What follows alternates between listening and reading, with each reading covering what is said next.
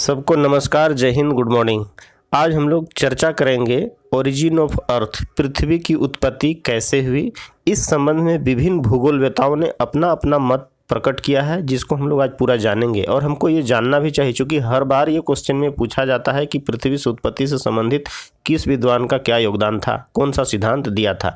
इसके बारे में हम लोग पूरा चर्चा करेंगे। ठीक है, वीडियो को अंत तक देखिएगा। और यदि अब तक हमारे चैनल में नए हैं तो कृपया जरूर सब्सक्राइब कर ले और बेल आइकन को प्रेस कर दीजिए, ताकि जब भी हम कोई नया वीडियो अपलोड करेंगे टेट से संबंधित, टेट आप भूगोल से संबंधित या कोई भी टेट का तैयारी करते हैं तो उससे संबंधित कोई भी वीडियो अपलोड करेंगे तो सबसे पहले आपके पास नोटिस जाए और उस वीडियो को आप देख पाएँ। चलिए स्टार्ट करते हैं, पृथ्वी की उत्पत्ति कैसे हुई। ठीक है, तो हम लोग थोड़ा सा जानते हैं कि पृथ्वी की आयु जो है 4.6 अरब वर्ष है। यानी भूगोलवेताओं का मानना है कि पृथ्वी की आयु है 4.6 अरब वर्ष है।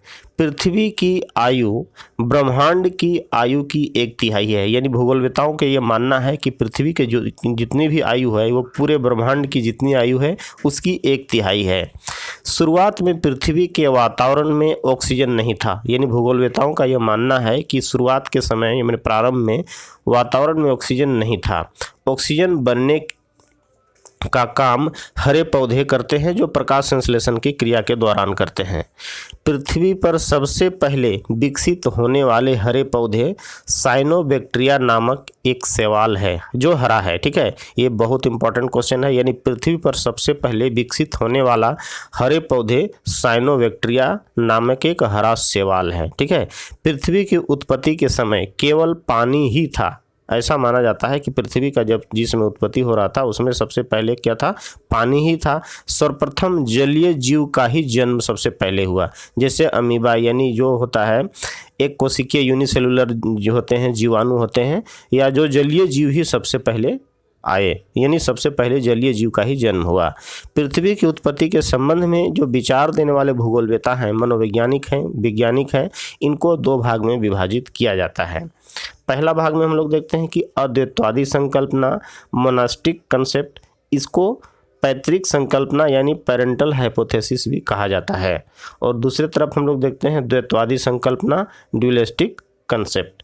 अब हम लोग एक एक करके चर्चा करेंगे कि अद्वैतवादी संकल्पना से संबंधित कौन कौन से भूगोलवेता हैं और क्या क्या अपना विचार प्रकट किए हैं। तो सबसे पहले देखते हैं कास्ते द बफन, जो 1749 ईस्वी में अपना विचार दिए थे। इनका मानना था कि पृथ्वी की उत्पत्ति के संबंध में पुच्छल तारा यानी पुच्छल तारा जो है कॉमेट्स की संकल्पना प्रस्तुत किया था। इस सिद्धांत के अनुसार बहुत समय पूर्व एक विशाल पुच्छल तारा सूर्य के समीप होकर गुजरा। यानी बहुत बड़ा विशाल तारा था जिसका नाम था पुच्छल तारा, वो सूर्य के समीप से होकर गुजरा, जिससे दोनों में टक्कर हुई। ठीक है, दोनों आपस में टकरा गए और टक्कर के फलस्वरूप जो पदार्थ निकला, यानी टूटे फूटे जो पदार्थ निकला, उसका बड़ा भाग ग्रह यानी पृथ्वी एवं छोटे छोटे जो भाग निकला वो उपग्रह के रूप में अवांतर ग्रह, जिसको क्षुद्र ग्रह कहा जाते हैं, उस रूप में ये बने। ऐसा कास्ते द बफन का मानना है। ठीक है, और इस सिद्धांत का जो समर्थक जो हैं, यानी कास्ते द बफन के इस सिद्धांत का समर्थन जो किए थे लाप्लास एवं रॉस एवं लॉकियर ने भी इस सिद्धांत का समर्थन किए। दूसरा विद्वान हम लोग देखते हैं इमैनुअल कांट। भूगोलवेता इमैनुअल कांट जो हैं यह जर्मन के दार्शनिक थे। ठीक है, 1755 ईस्वी में इन्होंने न्यूटन के गुरुत्वाकर्षण के नियमों पर आधारित गैसीय संकल्पना का प्रतिपादन किया। इंपॉर्टेंट क्वेश्चन है। इन्होंने न्यूटन्स लॉ ऑफ ग्रेविटेशन पर आधारित नियम का प्रतिपादन, गैसीय संकल्पना प्रतिपादित किया। इनके अनुसार एक तप्त एवं गतिशील निहारिका जो नेबुला है से कई छल्ले अलग हुए। यानी एक तप्त निहारिका थी जिससे कई अलग छल्ले अलग हो गए, जिनके शीतल होने से यानी ठंडा होने से पृथ्वी सहित सौरमंडल के अन्य ग्रहों का निर्माण हुआ, उत्पत्ति हुई। ठीक है, फिर लेप्लस का मानना है। लेप्लस ने 1796 ईस्वी में अपना मत दिया। लेप्लस के अनुसार यानी लेप्लस का जो सिद्धांत है नेबुलर हाइपोथेसिस यानी निहारिका परिकल्पना प्रस्तुत किया लेप्लस ने। इनके अनुसार सभी ग्रहों के उपग्रहों को अपने पैतृक प्लेनेट की दिशा में यानी पेरेंट प्लेनेट की दिशा में घूमना चाहिए। यानी लेप्लेस का मानना है कि जितने भी उपग्रह हैं सभी उपग्रह को अपने ग्रह यानी अपने पेरेंट प्लेनेट यानी उसके पैतृक जो ग्रह है उसी दिशा में घूमना चाहिए।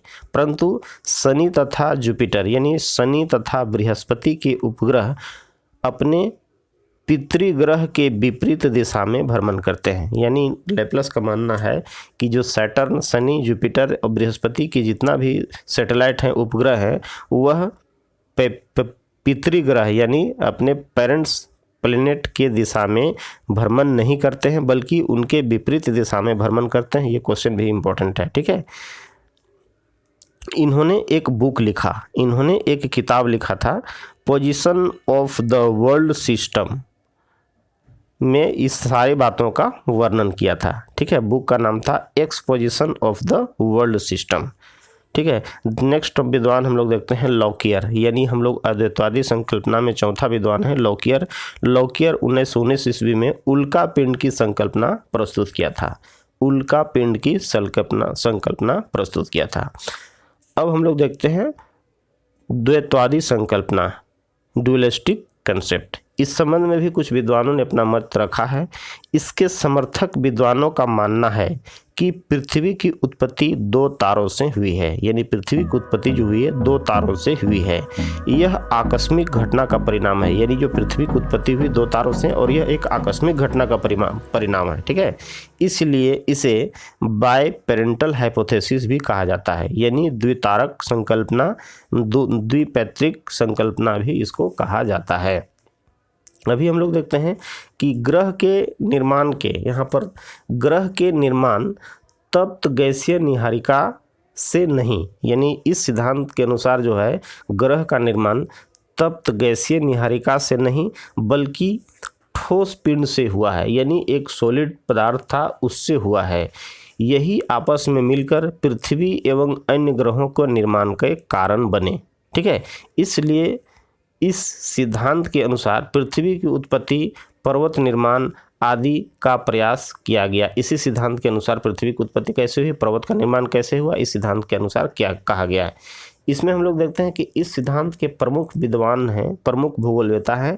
उसमें से सबसे प्रमुख है चैम्बरलिन, है ना, चैम्बरलिन, जो 1905 ईस्वी में ग्रहाणु परिकल्पना यानी प्लैनेटेसिमल हाइपोथेसिस की संकल्पना प्रस्तुत की, ग्रहाणु परिकल्पना। इस सिद्धांत के अनुसार जब सूर्य के पास कोई अन्य विशाल तारा पहुंचा तो उसकी आकर्षण शक्ति के कारण सूर्य धरातल से असंख्य कण अलग हो गए, यानी विभिन्न असंख्य कण जो हो गया उससे अलग हो गए, यही आपस में मिलकर ग्रह बने। यानी इस सिद्धांत चैम्बरलिन का मानना है कि जब सूर्य के पास कोई अन्य विशाल तारा पहुंचा, ठीक है, भ्रमण करते हुए तारा पहुंचा तो उसकी आकर्षण शक्ति के कारण सूर्य के धरातल से असंख्य कण अलग हो गए, ठीक है, और वही आपस में जुट करके ग्रह बन गए। मोल्टेन दूसरा भूगोलवेता है मोल्टेन, उन्होंने भी इसी सिद्धांत का समर्थन किया। फिर हम लोग देखते हैं तीसरा विद्वान है जेम्स जीन्स, जो 1919 ईस्वी में इसने टाइडल हाइपोथेसिस यानी ज्वारीय परिकल्पना प्रस्तुत किया, ठीक है। इनके अनुसार सौर मंडल का निर्माण सूर्य एवं अन्य तारे के संयोग से हुआ है, यानी सौर मंडल का जो निर्माण हुआ है सूर्य एवं अन्य तारों के संयोग से हुआ है, ऐसा मानना जेम्स जीन्स का है। सूर्य के निकट इस तारे के आने से सूर्य का कुछ भाग ज्वारीय उद्भेदन के कारण फिलामेंट के रूप में खींच गया, यानी खिंचाव आ गया तथा बाद में यह टूट गया और सूर्य की परिक्रमा करने लगा, और इस तरह से अन्य ग्रह सूर्य की परिक्रमा करते रहे जो आज भी करते रहे, ठीक है। और जेफरीज ने भी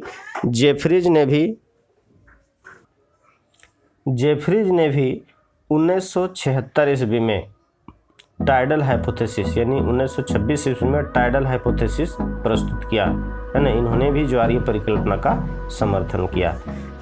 चलिए, वीडियो को अभी तक शेयर नहीं किए हैं तो जल्दी शेयर कर लीजिए। आगे हम लोग अभी देखते हैं पृथ्वी की उत्पत्ति से संबंधित रसेल का सिद्धांत, यानी 1937 ईस्वी में 1937 में रसेल ने बाइनरी स्टार हाइपोथेसिस सिद्धांत दिया है ना।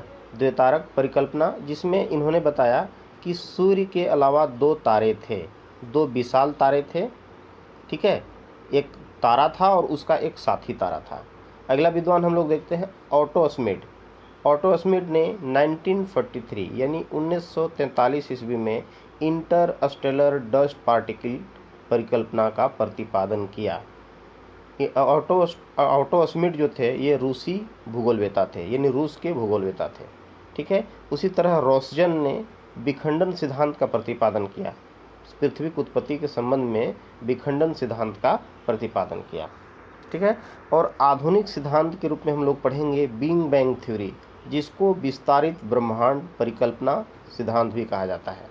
इसे एक्सपेंडिंग यूनिवर्स थ्योरी भी कहा जाता है, ठीक है। यानी बिग बैंग थ्योरी को महाविस्फोटक सिद्धांत भी कहा जाता है। यह सिद्धांत संपूर्ण ब्रह्मांड की उत्पत्ति का वर्णन करता है। बिग बैंग परिकल्पना के अनुसार ब्रह्मांड का निर्माण एवं विस्तार अनेक अवस्थाओं में हुआ है, ठीक है। चलिए, पृथ्वी की उत्पत्ति के संबंध में विभिन्न प्रकार की जानकारी हम लोग हासिल किए। अभी हम लोग आगे सोलर सिस्टम में स्टार्ट करेंगे। जो वीडियो यदि अच्छा लगा अब तक और यदि शेयर नहीं किए हैं तो ज़रूर सब्सक्राइब करें और शेयर करें, ठीक है। Okay, bye.